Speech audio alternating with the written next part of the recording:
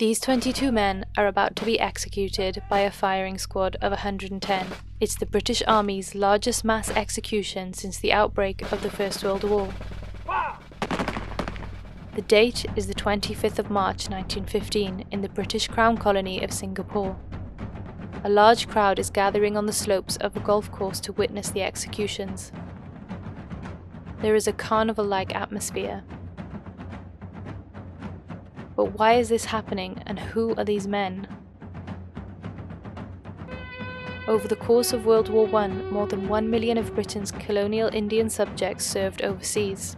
They were known as sepoys. This is the story of one group of those sepoys.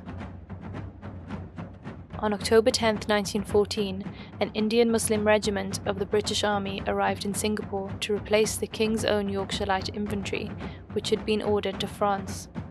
Just 1 month later, the regiment's colonel announced that they would be transferred to Hong Kong. Rumours began to take hold that the sepoys' actual destination was not Hong Kong, but Turkey, where they would be thrown into battle against their Turkish brothers in faith. When no mention of Hong Kong was made at the regiment's farewell parade, the sepoys felt their rumours had been confirmed.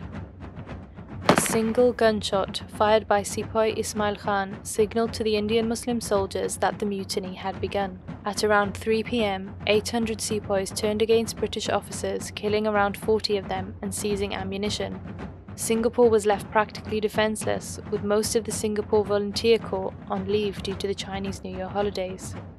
The rebels marched through Singapore, laying siege to the home of the regiment's commanding officer.